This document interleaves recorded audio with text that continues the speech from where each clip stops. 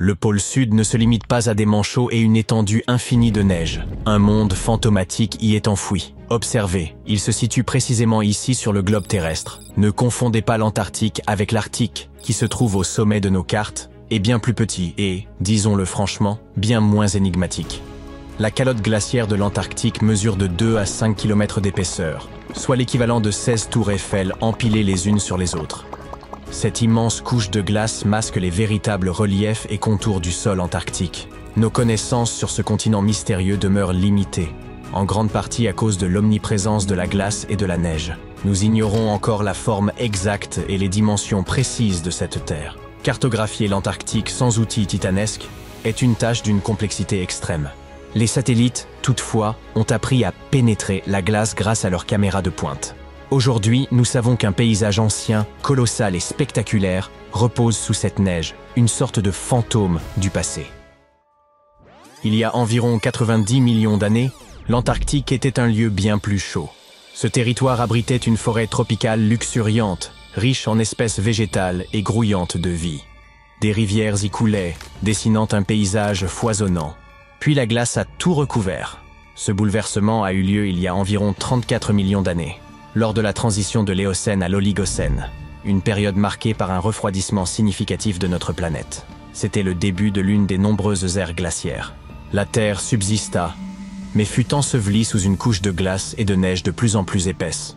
Pour l'œil non averti, l'Antarctique est devenu un désert blanc, vaste, uniforme et dépourvu de relief. Les millénaires passèrent, et l'épaisse calotte glaciaire continua de se mouvoir, polissant et transformant le sol. Au fil de millions d'années, elle modifia l'apparence du continent. Aujourd'hui, si l'on examinait le sous-sol, il ne subsisterait pratiquement aucun vestige du pôle sud originel, à une exception près. Dans les régions où la glace est exceptionnellement épaisse et presque immobile, comme en Antarctique orientale, elle joue un rôle inverse. Elle agit comme une couverture particulièrement dense qui protège le sol. En temps normal, des facteurs tels que le vent ou la pluie érodent progressivement le sol, modifiant ainsi sa forme au fil des siècles. Cependant, grâce à cette couche de glace protectrice, ces processus naturels ne parviennent pas à atteindre les strates sous-jacentes. Ainsi, le sol est demeuré presque intact pendant des millions d'années, comme s'il avait été figé dans le temps. Cette zone spécifique, située près des bassins subglaciaires d'Aurora et de Schmidt, est désormais surnommée le spectre du paysage antarctique. Cet endroit est resté presque intact depuis qu'il a été recouvert de neige. Il y a 34 millions d'années.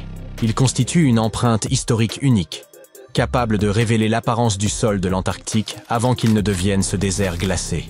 Lorsque les scientifiques ont exploré l'Antarctique orientale, ils ont mis en évidence un fantôme fascinant. Des traces de rivières anciennes, diverses vallées, de petites îles énigmatiques, ainsi que 3 vastes formations terrestres en forme de U. Mais que signifient-elles exactement? Comme vous le savez, les continents de notre planète sont en mouvement constant, glissant sur un manteau de lave en fusion, comme des céréales dans un bol de lait. Au fil des époques géologiques, ils se sont rassemblés et séparés à maintes reprises.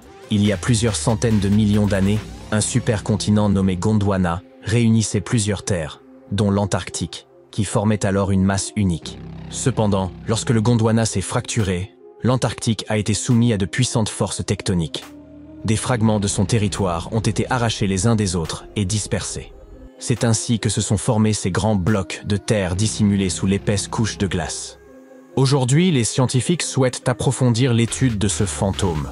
Pour cela, ils envisagent de forer la glace, un peu comme on utilise une paille pour atteindre le fond d'un épais milkshake. Cette méthode leur permettra de prélever des échantillons de roches et de sédiments en profondeur, afin d'en apprendre davantage sur l'histoire et le climat de notre planète. L'Antarctique serait le 5e plus grand continent du monde, surpassant l'Europe entière ou l'Australie en taille et rivalisant avec l'ensemble de l'Amérique du Sud. Outre l'Antarctique orientale déjà évoquée, il abrite d'autres régions emblématiques, comme la péninsule antarctique, le pôle Sud, l'Antarctique occidentale et la mer de Ross. Ce continent est en quelque sorte un immense terrain gelé, dont les paysages mystérieux et enfouis restent moins explorés que ceux de Mars. Ce que nous savons avec certitude, c'est que sans sa couverture de glace, il révélerait un monde riche en relief, composé de vastes montagnes, de gigantesques canyons et même de volcans en activité. Certains de ces volcans, d'une taille colossale, émergent au-dessus des épaisses couches de neige. Rien qu'en Antarctique occidentale, on en dénombre au moins 138, bien que seulement 8 ou 9 soient encore actifs aujourd'hui. L'un des volcans les plus fascinants est le mont Erebus, le plus méridional du continent et également le plus élevé, culminant à environ 4000 mètres. Sous l'épaisse calotte glaciaire, ce géant abrite des cavernes sous-volcaniques d'une beauté exceptionnelle, où les températures sont suffisamment douces pour rester en t-shirt. La péninsule antarctique s'apparente à un assemblage d'îles montagneuses profondément enfouies sous la surface. Elle est composée de roches volcaniques, relativement récentes, faisant partie de l'anneau de feu du Pacifique. Un cercle gigantesque, regroupant des volcans et des zones sismiques autour de l'océan Pacifique. L'Antarctique oriental, quant à lui, représente une région immense, presque aussi vaste que l'Australie. Il s'étend de la côte est du continent jusqu'au pôle sud. Sous ces glaces, on trouve des formations rocheuses extrêmement anciennes, dont certaines se situent dans la zone évoquée plus tôt. Vous savez sans doute que l'Antarctique est presque totalement dépourvue d'humains. Rien d'étonnant à cela, au regard de la température moyenne avoisinant les moins 43 degrés Celsius.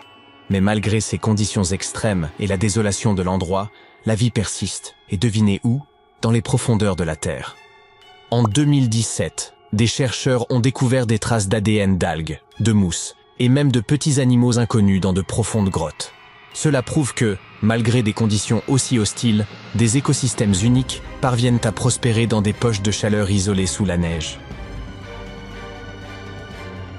Une autre découverte incroyable a eu lieu sous la plateforme de glace de Ross, un écosystème florissant au sein d'une rivière souterraine. Les scientifiques soupçonnaient depuis longtemps que des lacs et rivières d'eau douce pouvaient exister dans le sous-sol antarctique. Un jour, un satellite a détecté une faille, et après avoir décidé de l'explorer, ils ont utilisé une foreuse alimentée par de l'eau chaude pour fondre la glace et s'y engouffrer. À leur arrivée dans ces profondeurs, ils ont plongé une caméra dans l'une de ces rivières cachées. Au début, ils pensaient découvrir simplement des rochers ou des formations similaires. Mais au contraire, ils sont tombés sur des centaines d'amphipodes, de minuscules créatures ressemblant à des crevettes. Les petites créatures se sont immédiatement regroupées autour de l'objectif, obstruant la caméra et empêchant les scientifiques de mener les observations prévues. Cela peut prêter à sourire, mais confirme qu'il existe bel et bien un écosystème au cœur de l'Antarctique. Les chercheurs prévoient désormais de l'explorer en profondeur. Et tout cela n'est là que l'affleurement de ce mystérieux monde souterrain. Sous la neige, ce continent cache également le canyon le plus profond, situé sous le glacier Denman.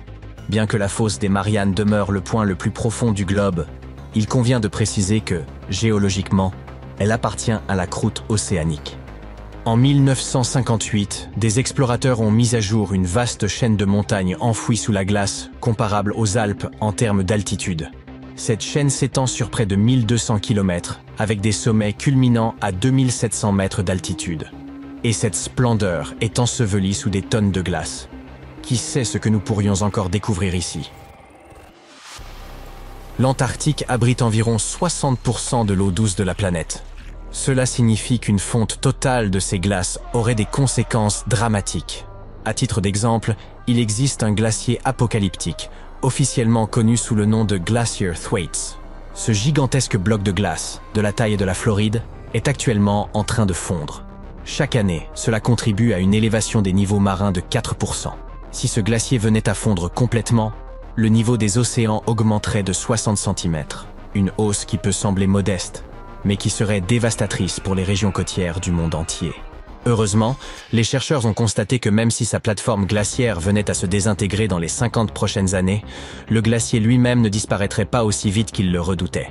Bien qu'il perde encore de la glace à un rythme soutenu, ce processus resterait assez lent.